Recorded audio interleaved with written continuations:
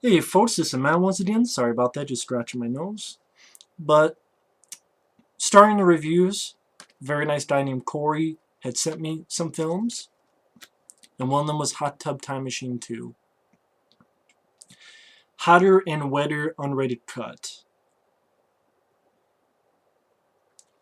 And to be honest, I did not like this comedy at all. I did not like this sequel at all. This is like Weekend at Bernie's 2, meaning it was a sequel that wasn't needed or wanted. Although sad to say, I would rather watch Weekend at Bernie's 2 than this movie. At least I had both Andrew McCarthy and Jonathan Silverman, come back. John Cusack doesn't come back for this, which is a big hindrance on the movie. I like the first Hot Tub Time Machine. I do. I had fun with it. Didn't need a sequel. It ended it perfectly. It was a one-off idea. That's why this film bombed at the box office.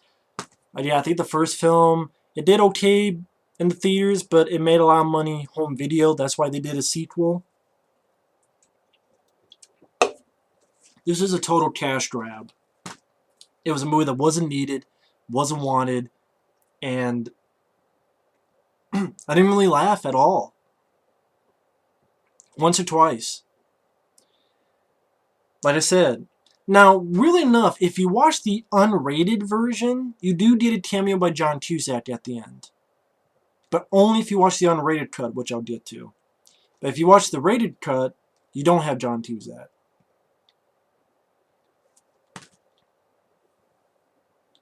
Now, getting to this film. First up, one thing that bothers me, I know you're not supposed to talk about story, but the story's all over the place. Even the first film, it's a crazy story, but I kind of knew where it was going. Where it was friends who, they were in a shitty part of their life, and they have regrets, like all of us do. So it's something we can relate to. You have regrets. Man, would it be so awesome to go back in time and fix that? I think that's why the first film works, because at its core you had that. Here it's just, oh, Rob Corddry is even more of an asshole. Someone shoots him in the dick.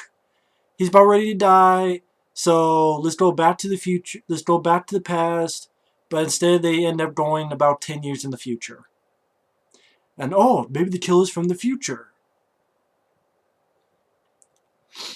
And they even do the Terminator reference, like Terminator. And even at the beginning of the film, all these characters are really unlikable to me. Because it makes me think of Back to the Future Part 2, that line where it goes, well, what happens to us in the future? What, do we become assholes or something? That's what it feels like here. After the first film, you just needed someone to go in, what, do we all become assholes or something? Yes, they all do. Craig Robinson is still ripping off people's ideas. And yeah, he feels a little bit bad because you have Lisa Loeb, because he rips off a song and saying, you say, and I want, but da da da da da da da da da. And Lisa Loeb, who actually sang that in the original universe, shows up, but now she's a cat wrangler. So maybe you did a little bit with that. You know, he does at least feel a little bit bad about that.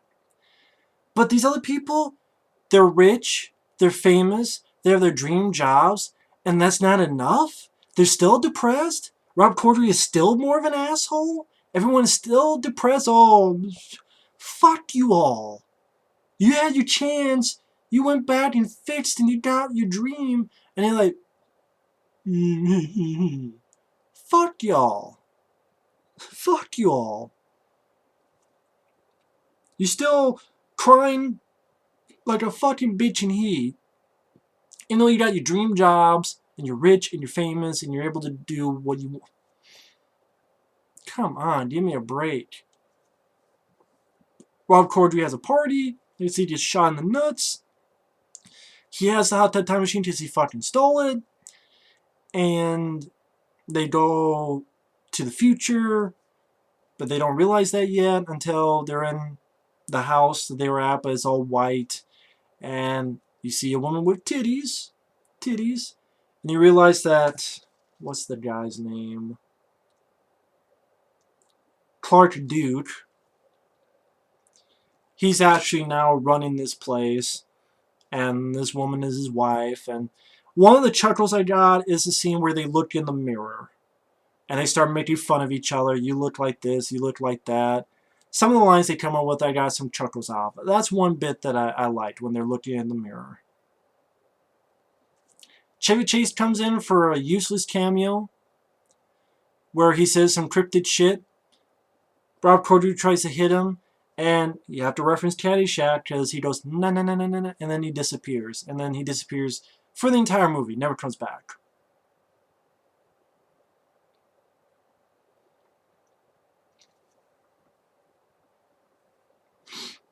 And now it's Rob Corddry who's flickering instead of Clark Duke in the first film. Because, oh, the murderer must be from the future, and if you don't stay on the path, you'll flicker. They find some clues. They think maybe it's John Cusack. But instead they find John Cusack's son, who has never met his dad. And they bring this up a lot. This whole thing about mentioning stuff with John Cusack. They find a box that says Cincinnati, and they still have that mystery. What's in the box? They never say it. They found John Cusack's coat. John Cusack's son, who is this guy, who I didn't give a fuck about, Adam Scott. So, oh, I've never met my dad. And oh, by the way, I'll just jump to the cameo at the end. Is just, you think everything's okay, but then John Cusack comes in and shoots Rob Corddry in the head and blows his head up. Then he says Cincinnati and he disappears, and then a Rob Corddry from, I guess, an alternate universe shows up in a sort of Patriot Revolutionary War getup. And says, come on, we're going to go back in history. And that's how the movie ends. Well, you did some stuff which I'll get to, which that was the other thing I chuckled at, was during the end credits, which is sad, that the end credits is one of the only times I chuckle in your fucking movie. And they have lame jokes, like, the president is Neil Patrick Harris, which I'm surprised he didn't fucking show up, because he's shown up in movies like these before.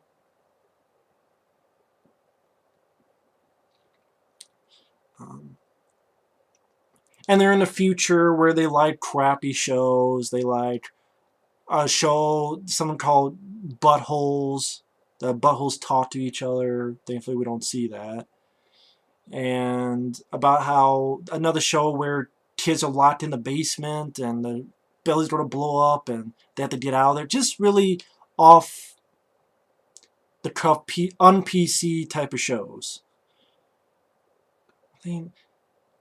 I swear I've seen that in a movie. Oh yeah, there was a Mike Judge movie. What the fuck was that movie called? It was a Mike Judge film. God, I know. It was a Mike Judge film. I think it starred Luke Wilson. I gotta look that up, because that's gonna bud the fuck out of me. And I'll be like, oh, if I just say Luke Wilson and then Mike Judge. Idiocracy. That was the movie I'm thinking of. I'm like, that's a better movie than this, Idiocracy. And it did before this, with this future thing. How I watched Demolition Man. If you want to see a weird future. Much better movie than this.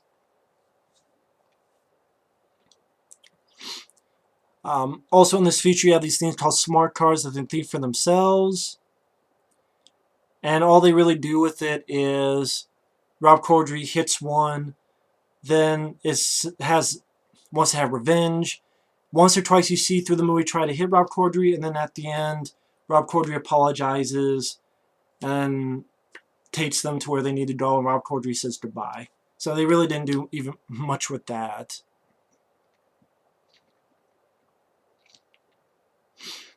Then they think it's this guy named Gary, who they knew, but no, he's not the killer. He got rich. Craig Robinson, one of the running jokes is that his character had come up with this shitty dance called the Weber Strut, and people keep asking him about it, and he goes, is that all I am now? Just some guy some character did some shitty dance. Adam Scott, who's this clean-cut guy, has his ladybug drud and has this weird drud trip. Craig Robinson gets put on the show called Choosy Doozy with fucking Christian Slater popping up. I'm like, wow, Christian Slater. I don't know why I'm surprised. I mean, look at some of the movies he's done. And it's, what should we have him do? Eat waffles? Okay, eat waffles. And then Rob Corddry's an asshole, so he says, fuck a dude. Oh, fuck a dude. Oh, yep, fuck a dude won. And you suggested, so you're going to have to do it with him. So they get in VR, and they reference Lawnmower Man. They even say this is like Lawnmower Man. And Craig Robinson is going to fuck Rob Corddry in the ass. He puts a lifeline, and then this Adam Scott character goes in, and now Craig Robinson rapes Adam Scott in the ass. VR style, but still makes you think of Hangover 2, where it wasn't really rape, but it was a guy got fucked in the ass, and that's funny. I guess to some people, I guess I just have a weird taste of humor, sense of humor. I mean, even just to a point where the Adam Scott character, they take it off, he has a seizure, and then they go to a doctor, they put some stuff in, then they realize it's the wrong stuff, so his balls inflate, they put a needle, and blasts of cum, semen, splashes on Rob Corddry and Craig Robinson's faces. Hot Tub Time Machine was rated R, but I don't remember having as much humor of fucking toilet trash bullshit as this. I mean, I remember the scene where they lost the bet and sucked a dick, but I had more to it, especially with John Cusack, which, again, he was greatly missed. Maybe he read the script and said, fuck this, and okay, I know the directors, I'll do a cameo in the unrated cut. I don't blame him for not doing this now with this shitty script by John held him under the fucking water, I guess lost brain cells, and then wrote the script. That's fucking funny. What's funny about this movie? And then the guy saying, I got a Buick dick. Yeah, I gotta go play one. I'll slap you in the face with it. Then I forget his fucking name, Clark Duke. He gets depressed, feels he's underappreciated, goes up to a rooftop. Rob Corddry comes in, tries to be nice, but I don't buy it because this guy, in the first film, he was like that. Then he went back to square one. Not even square one. He then amplified that to 11 of the asshole steal. So I don't buy your bullshit. Then Clark Duke falls, but you realize there's a suicide prevention net.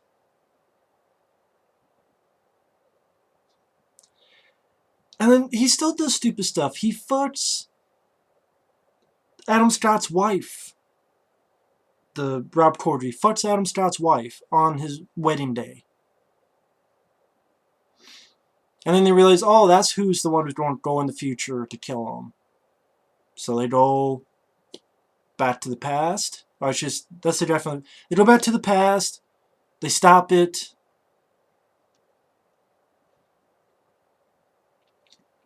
And then Rob Corddry says, oh, I want to do a 12-step program. Blah, blah, blah, blah. And then gets his head blown off. Again, if you see, the uncut version is John Cusack. If it was the cut version, it was just the Patriot Rob Corddry. Which there's horrified. Then the guy says, oh yeah, come on in. And then about a minute later, they're perfectly fine with this guy. Even though that's not their Rob Corddry. Because this one blew the head off. I'm like, well, wait, what? Like, where's the fucking plot going now? What? Their friend just got murdered in front of their eyes. And here is Rob Corddry #2, who for some reason is now a patriot, and they go back in time through history. And I'm like, part of me is like, I don't give a fuck about Rob Corddry, so I wasn't pissed. Then I'm going, where the fuck is this plot going? And then the movie ends with them going through history. Like, what about if you watch the uncut version, what about this thing with John Cusack? If you watch the cut version, John Cusack never appears, so all this shit you're leading up with John Cusack never goes anywhere. Oh, you're talking about plot with Hot Tub Time Machine 2? The first film actually tried to tell a plot. Has a little bit of a heart to it, a teeny bit. This one, nothing. And it wasn't that funny either. It was just, here's some stupid joke, here's some stupid joke, here's some stupid joke. And this, like, one of the only things I liked was the intros because they're doing stuff. They save Lincoln, and then they talk about in the hot tub, and then they do all this other stuff. It's kind of fun to watch. Them going through actual history and changing things, trying to a picture of them by Albert Einstein, and them talking about Einstein. Clark Deuce saying, "Oh, but I fucked Marilyn Monroe," and they still call him a nerd.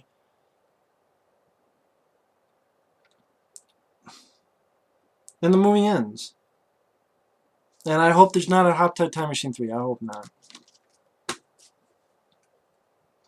I don't like this movie. I think it's unfunny. I think it has a piss poor plot. Has a piss poor story. It's a movie that didn't need to be made. It's a shitty sequel. It's a shitty jokes. Unless Joseph jabbing a guy in the nuts and come spraying on your face is a funny joke to you.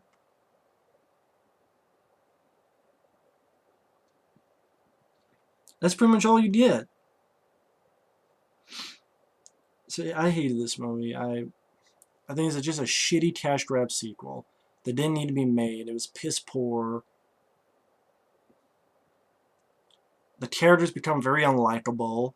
The story goes off the rails 10 fucking times throughout the movie. Doesn't even have any heart to it. The first film actually tried to have a little bit of heart. Kind of like those 80s films did. Which I thought was the point of Hot Tub Time Machine. It was kind of a throwback to the 80s. Here is... But yet, for Hollywood life, it's one of the funniest movies of all time. Russ Wheatland actually gets paid for that. He gets paid to call this Hot Tub Time Machine 2 one of the funniest movies of all time. And he gets paid to do that. I don't get paid to do reviews, but this fucking guy gets paid for and says that this is one of the funniest movies of all time? Fuck you, Russ Wheatland, Hollywood life. More like Hollywood fucking death and taxes and shit. Fuck that opinion. If you like the film, that's fine. I'm only singling out Russ Wheatland. Fuck your opinion, Russ Wheatland. Take your opinion, shove it up your ass. But if anyone else out there likes the film, that's fine. Again, I'm just singling this guy out just because I feel like it and I'm pissed off. You will definitely laugh your ass off. Who the hell said that? MTV News.